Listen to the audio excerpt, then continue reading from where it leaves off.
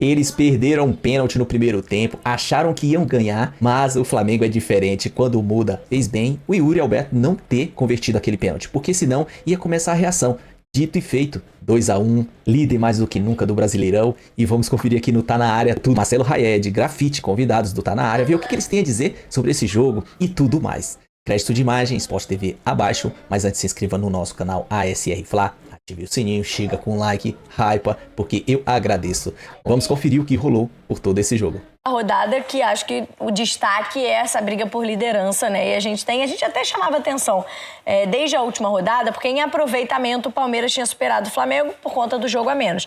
Nesse momento, o Flamengo, além dos pontos, também em aproveitamento é o líder do campeonato, com 75%, o Palmeiras tem 71%, e ambos dividindo atenções entre Libertadores e Campeonato Brasileiro, mas a Libertadores só volta no final de outubro, né? Vão ter um tempinho para disputar aí essa liderança de campeonato. Com uma pausa para a data FIFA, né? Boa noite a todo mundo aqui ligado no Tá Na Área, Camila, Grafa, Bené. A gente sempre faz, praxe, né? É legal que a gente fique falando sobre a rodada que acabou de terminar, mas eu acho que é importante a gente começar também a fazer um processo um pouco mais amplo, né? Uma análise um pouco mais ampla. Obviamente, nesse recorte da 25ª rodada, o Flamengo se deu melhor. Agora, se você pegar a 25ª somada com a 24ª, na 24ª o Flamengo empata com o Vasco, Palmeiras e Cruzeiro vencem. Na 25ª, o Flamengo vence fora de casa o Corinthians, todos os três jogavam fora de casa, Palmeiras e Cruzeiro perdem. Ou seja, em 6 pontos disputados, o Flamengo conquistou 4, os rivais conquistaram 3 pontos apenas. Isso aí vai dizer o que vai ser o campeonato daqui a um mês, 2 meses, o final do campeonato daqui a 10 rodadas? Não, isso não vai dizer o que vai ser o campeonato daqui a 10 rodadas. Cada rodada você vai ter ali uma alternância, os times não vão jogar 100% de velocidade o tempo inteiro, você tem o desgaste físico dos jogadores, e aí se você fizer recortes específicos, assim, em blocos de 3, 4 jogos, você vai entender a regularidade dos times, e a liderança do Flamengo hoje se dá muito pela regularidade que o Flamengo mostra durante todo o Campeonato Brasileiro. Vamos colocar a classificação de momento do Campeonato Brasileiro, lembrando, ainda com alguns asteriscos, né? Vamos tirando ao longo das semanas. Flamengo líder agora com 4 pontos de vantagem. Vem mais uma data FIFA aí para tirar. Exatamente, mais alguns. Flamengo com 54 pontos, 4 pontos a mais que o Cruzeiro e um jogo a menos. O Palmeiras tem 49 e aí tem 2 jogos a menos que o Cruzeiro e um a menos em relação ao Flamengo. O Mirassol fechando o G4. Dentro do G4, só o Flamengo pontuou nessa rodada, vencendo o Corinthians. Vamos falar de um dos principais jogos, o jogo que fechou a noite do domingo, né? A vitória do Flamengo por 2-1 de virada sobre o Corinthians na Neoquímica Arena, Grafite. Um primeiro tempo que, de certa forma, até surpreendeu, né? O Corinthians fez um bom primeiro tempo. Claro, o lance que a gente até já citou na abertura do programa, ele impacta no jogo, que é o pênalti perdido pelo Yuri Alberto, mas o Flamengo consegue no segundo tempo melhorar o desempenho e vencer uma partida muito importante, porque a gente falava de uma rodada difícil para os líderes e o Flamengo sabia que tinha nas mãos uma ótima oportunidade de abrir uma vantagem. É verdade, tinha uma ótima oportunidade de abrir a vantagem, conseguiu abrir essa vantagem, mas o Corinthians não aproveitou a chance que teve nos primeiros 45 minutos. É difícil o Flamengo fazer 2 tempos iguais, né? Fazer 2 tempos iguais com as substituições que o Felipe Luiz tem no banco, né? Com as 5 substituições, ele muda praticamente metade da equipe, consegue tirar jogadores que não estão numa boa noite e reforçar ainda mais a equipe, e foi o que aconteceu no segundo tempo, lógico. Talvez se o Yuri Alberto tivesse marcado o gol de pênalti, talvez ele não teria marcado o gol um golaço, por sinal, que ele fez. A gente não dá para afirmar, lógico, se ele tivesse marcado o pênalti, mas o jogo teria sido 2-2, assim, vamos dizer assim. Mas se o Corinthians vai com uma vantagem para o primeiro tempo, esse pênalti convertido, ou as outras chances que teve, né? Não teve só o pênalti, né? Teve essa cara a cara dele também. Acho que o Corinthians perdeu uma grande chance de conseguir uma vitória contra o Flamengo já no primeiro tempo, né? De construir uma boa vitória. E aí, um jogo de 2 tempos de predominâncias diferentes, né, Raed? Se no primeiro tempo o Corinthians teve chance até de fazer um placar maior, no segundo, tirando o golzinho ali no início, o Flamengo dominou boa parte do jogo e conseguiu a virada. Esse golzinho aí que você tá vendo, que a gente vai ver agora. Golaço, inclusive né, golaço, da finta em cima do Léo Ortiz. Fez o mais difícil, né? Das chances que ele teve, o gol que ele fez, ele mesmo criou a oportunidade. Você tá dizendo que pênalti é fácil de bater? Eu acho que é mais fácil do que essa jogada aí. É mais fácil marcar no pênalti do que nessa jogada aí. Ainda mais tirando o Léo Ortiz, que é um dos principais zagueiros do futebol brasileiro. Sim, eu queria falar sobre o plano tático do Corinthians do primeiro tempo e por que o Corinthians conseguiu neutralizar o Flamengo. Primeiro, uma linha de construção com o Ranieri baixando entre os dois zagueiros e aí criou uma superioridade desse sistema defensivo quando tinha posse de bola. E principalmente, esse time do Flamengo, do Felipe Luiz, se sente desconfortável quando você faz uma marcação individual com 6 jogadores na saída de bola do Flamengo. O Flamengo é muito bom trocando bola desse sistema defensivo com os 4 defensores mais os 2 volantes. Quando você faz uma marcação individual, pressão nesses 6 caras, e o Corinthians fez isso no primeiro tempo, uma marcação 4-2 ali, dificultando o Flamengo a circular a bola desse sistema defensivo, o Flamengo já se mostrou na temporada um time que tem certa dificuldade para sair dessa situação. Já se mostrou assim, por exemplo, na Libertadores, contra o Central Córdoba. São diversos exemplos de times que conseguiram marcar pressão no Flamengo, o Internacional no primeiro turno do Campeonato Brasileiro. E aí o Corinthians fez isso no primeiro tempo. No segundo tempo, me pareceu que o Felipe Luiz ajustou ali essa saída de bola do Flamengo. O Corinthians cansou, as substituições definiram um confronto e esse gol do Luiz Araújo aí que o Flamengo coloca os 3 pontos e a vantagem no Campeonato Brasileiro. Até uma certa polêmica, né, em relação à saída da bola, né? O Corinthians, os jogadores do Corinthians entendiam que a posse era favorável ao Corinthians, mas enfim, o Flamengo bateu rápido, não é um lance de intervenção do VAR, né? Por conta, o gol sai depois da cobrança do lateral. Então, eu mesmo não tenho certeza se essa bola revendo a câmera lenta por vários ângulos, é um lance difícil e ali, como eu disse, não tem o VAR em ação, a arbitragem tem que definir em milésimos de segundo e o Flamengo aproveitou muito bem. Acho que o Flamengo também teve um desempenho melhor nas chances que criou, né, Grafa? Dá pra falar que a efetividade fez a diferença num jogo desse, né? São 2 tacadas de sinuca, 2 chutes rasteiros ali do Arrascaeta e do Luiz Araújo que deram a vitória pro Flamengo. Eu não tenho os números gerais, mas o Corinthians criou em torno de umas 5 chances no jogo, o Flamengo umas 4, 5 também pelo segundo tempo que fez e marcou 2 gols. Foi mais efetivo, chegou com mais força no segundo tempo. Mas se o Corinthians tem um desempenho melhor nas finalizações no primeiro tempo, poderia ter construído até um placar melhor a seu favor. É difícil enfrentar o Flamengo. O Flamengo, como eu falei, né? Quando você tem a possibilidade de 5 mudanças, e essas 5 mudanças mudar o jogo da maneira como muda, e aí vai do segundo gol, se foi lateral pro Corinthians ou não, já estava tomada a decisão do árbitro já, o Plata, né? Que pega a bola de pré, foi mais esperto que o zagueiro ali, cobrou rápido. Mas o Flamengo abre uma boa vantagem aí e tem uma semana de trabalho tranquilo, né? Já que o Flamengo, não sei se chegava pressionado, né? Mas a maneira como se classificou na Libertadores, a atuação que teve abaixo, né? A classificação nos pênaltis, que o Rossi se destacou, essa vitória aí dá uma tranquilizada no ambiente. E aí, claro, né, que o pênalti perdido pelo Yuri Alberto vai ter um destaque grande, embora ele tenha feito um golaço depois, como a gente destacou, pela maneira, né, como foi a cavadinha. Porque às vezes faz a cavadinha e perde o pênalti, o goleiro vai bem, mas foi bizonha, né, de certa forma. A cavadinha né? Não saiu, né? Exato. Foi mal executada, né? Foi mal executada. Era pra ser uma cavadinha, no final até, desculpe o termo, acabou sendo uma cena meio ridícula, né? Porque a bola não sai direito do lugar, até o Rossi não esperava e faz a defesa. E aí muita gente lembrou do lance do Pato.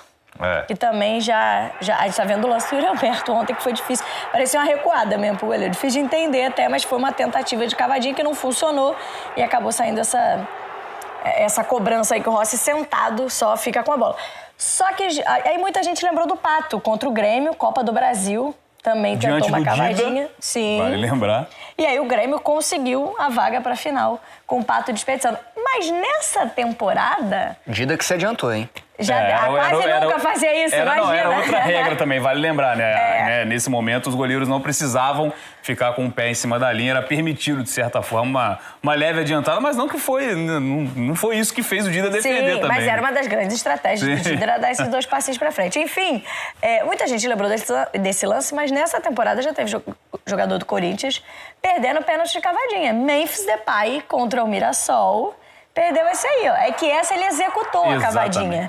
Só que o goleiro consegue se recuperar, porque ela é lenta. Baita de um mérito, né? Ele tem um reflexo de voltar, mas é porque ela é lenta, né? Se é uma cavadinha um pouco mais rápida, ele não conseguiu chegar nessa bola. Mas o tempo permite que ele, tá caído, volte O Walter aproveita da estatura que ele tem também, sim, né? Ele consegue chegar a tempo. Jogadora grande. Enfim, não foi a primeira vez nesta temporada que uma cavadinha teve insucesso. Dessa aí foi o Memphis, que acabou desperdiçando uma cobrança também para o Corinthians, e o Yuri Alberto ontem contra o Flamengo. O próprio Dorival falou sobre isso, né? A cavadinha, o pulinho, velho. Não era comigo, velho. Eu decidi ali o Até porque você tem bons números, amigo. Você pode tirar onda. Falar, não precisava de cavadinha, batia bem. Mas eu não consigo também, né? Era perigoso eu me machucar também ali, acontecer alguma coisa, pisar na bola. Dar uma tropeçada, chutar o gramado. Igual o Jorginho algo que tem que ser treinado também, né? Tem que ser treinado. Eu, quando joguei nos Emirados Árabes, tinha um companheiro que jogava em outro clube. Depois nós jogamos junto no Santa Cruz, o Júlio César, que batia dessa maneira. E eu acho que ele nunca errou dessa maneira. Eu falei, Júlio, como é que você consegue bater desse? Ele falou, é treino, tu vai acostumando. Acho que o Jorginho é treino também, que ele só bate dessa maneira, né? Jorginho do Flamengo. Mas a cavadinha não é meu forte, não. Aí bico no chão, aí bate com outro pé, 2 toques. Não, e aí sempre volta o debate, né? Se é uma batida displicente ou não. Eu não entro muito nessa, Raed, mas é porque o impacto é maior quando você erra um tipo de cobrança, né? O erro, né? Se você colocar na ponta do lápis ali, o erro de chutar pra fora... batendo forte também. Chutar pra fora também é um tipo de erro no acontecer. pênalti. Só que acho que causa mais impacto e né, a gente mostrou do Memphis, né? O Memphis acertou o movimento. Sim. Assim como o Robert Renan, quando jogava pelo Inter, também fez, e o goleiro teve o mérito de ficar no meio e defender. O do Yuri Alberto, ele recuou pro goleiro. Foi um movimento mal executado também. Acho que por isso que causa todo esse impacto. Quando você tem uma rotina de treinamentos, você acaba tendo só batida de confiança e só batida alternativa. O que eu olhei ali foi na minha opinião, tá? Isso aí é uma opinião pessoal, quem poderia falar melhor sobre isso é o Yuri Alberto. O que eu imaginei ali foi uma tentativa de fazer uma coisa diferente do Yuri Alberto. Eu não imagino que ele tenha treinado executar essa cobrança. Ele tem a cobrança dele de confiança. O Dorival fala no pós-jogo, né? Que ele treinou, mas não treinou essa batida. Sim. Então é isso. Não, e que tem ali 4 batedores, né? O Dorival falou que o Corinthians tem 4 batedores e eles se decidem. Tem uma ordem, mas dá a eles a prerrogativa de decidir. Se o primeiro não tá seguro, o segundo bate. Enfim, ele é o cobrador do Corinthians e acabou desperdiçando. Falando do outro lado também, né? Do Flamengo, que consegue essa distância importante, voltar à liderança do campeonato também em aproveitamento. O Arrascaeta vem sendo importante demais nessa temporada e ontem em números, né? Ele já fez, em 2025, o ano mais artilheiro dele no Flamengo. Até então, era 2019, quando ele tinha, em 2019, 18 gols. E ontem marcou o 19º, ou seja, em gols, né, também a campanha, a temporada mais artilheira do Arrascaeta no Flamengo. A gente tem os números totais aí, ó, do Arrascaeta a cada ano. Em 2019, os 18 gols e as 19 assistências. Nesse ano tem menos assistências, mas já tem 19 gols. Em 2020 foram 12, 9 em 2021, 13 e 22, 11, 23 e 24, 10 gols. Continua sendo um garçom importante, né, Grafa? Um cara que trabalha muito na construção das jogadas, às vezes nem na assistência, mas talvez no passe para finalização, como a gente chama às vezes nas estatísticas, mas também tem sido um goleador e definindo... Acho que não foi o caso de ontem, mas em alguns momentos definindo jogos em que o Flamengo tem dificuldade de fazer o gol. Em algumas circunstâncias pressiona, tem dificuldade de fazer gols, e às vezes o Arrascaeta tira um lance ali da cartola e consegue fazer um gol importante pro time, né? É que nos anos anteriores também o Flamengo tinha o homem-gol, né? Sim, ele tinha verdade. o Gabigol, ele tinha o Pedro em alguns anos, então o Arrascaeta não tinha tanta necessidade, não na necessidade, né? Talvez ele não teria tantas oportunidades como ele está tendo. Hoje ele joga um pouco mais avançado, mais próximo da área também, isso beneficia ele, até por conta da condição física dele, da condição atlética. Não é um jogador muito do contato, não é um jogador de muita força física, é um jogador de toque de bola, de passe, de classe. Isso aí beneficia, mas eu acho que o fato de não ter o Pedro jogando com frequência, de não ter mais aquele camisa 9, fazedor de gols, que entrega 20, 25 gols, 30 gols na temporada, faz com que o Arrascaeta tenha essa responsabilidade de finalizar mais, né? Ele pisa mais dentro da área, finaliza de dentro da área, ele sabe sair da marcação, esse gol mesmo. Ele tá junto com o marcador entra para dentro da área e ele dá um passinho para trás para receber em condições. Então a leitura pré-jogada, antes da bola chegar, saber uma movimentação que vai fazer, e isso ele é um jogador que tem extrema classe para fazer. E por isso, acho que por isso deve ser o ano mais artilheiro dele também, sem contar a assistência, né? Que é uma das grandes virtudes do Arrascaeta também. Só no Campeonato Brasileiro, né, fazendo o recorte do Brasileirão, o Arrascaeta é o líder de assistências com 10 passes para gol, né, uma distância enorme, inclusive, para o segundo colocado, que tem 6. E na briga pela artilharia tem 14 gols, só um a menos em relação ao Caio Jorge. Então vive um grande Campeonato Brasileiro, certamente é candidato a craque. Diga, Red. Não, só um detalhe, porque o Flamengo enfrentou o Corinthians no Brasileiro na ida e na volta e os 3 gols foram rasteiras no canto do Hugo Souza, ou seja, pode ser uma deficiência do goleiro. O Cebolinha no primeiro turno e os 2 gols rasteiros no jogo de ontem. Mas nos 3 acho que não dava. Os de ontem, pelo menos, né? A finalização do Flamengo, finalizações rasteiras no canto do goleiro. Mesmo que... não dava, mas pode indicar uma deficiência do Hugo Souza. É que normalmente a leitura do atacante, o goleiro alto, tem a dificuldade de cair. Que se ele é mais alto, ele tem uma certa dificuldade para cair. Ele é mais lento para cair. Já no alto, ele tem uma facilidade maior de fazer a defesa. O goleiro mais baixo, não. Tem mais elasticidade para pegar embaixo. Então, existe essa leitura. Não. Certamente é passado para esses jogadores pré-jogo. E vamos lembrar também que o Hugo Souza era goleiro do Flamengo. Então, ele treinou com a maioria dos jogadores durante muitos anos. Com a maioria dos jogadores. Acho que é um fator importante. Você tem razão nisso daí também. Mas é a leitura do atacante também. E não foram bolas defensáveis, não. Né? Mas... Nenhuma das 3. Nenhuma das 3. E agora, só para reforçar o número, o Corinthians não vence há 7 jogos na Neoquímica Arena pelo Brasileirão. Tá aí, galera. Esse aí é o Tá na Área e aqui não é diferente. O Flamengo ganhou e aí continua na ponta, 4 pontos de distância do segundo colocado. O Flamengo tem um jogo a menos do que o Cruzeiro e com 4 pontos de diferença. E jogamos com ele já na quinta-feira. Se a gente ganhar, vai a 7 pontos de diferença e um jogo a menos. E aí, contra o Sport, se a gente ganhar, vai a 10. Pô, o Cruzeiro praticamente está fora da disputa. Só se o Flamengo der uma botafogada, que nem o Danilo Lavieri falou.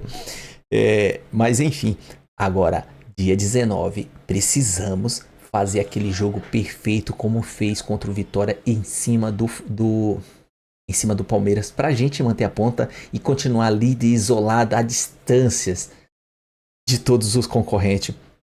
Cara, que jogo. Ontem eu tava lá e o Flamengo calou a Neoquímica Arena. Quando o Flamengo tava ganhando 2-0, a torcida, a nação, era a voz mais alta que tinha lá no momento, porque eu tava lá, líder mais do que nunca. Aqui é Mengão. Raça, amor e paixão.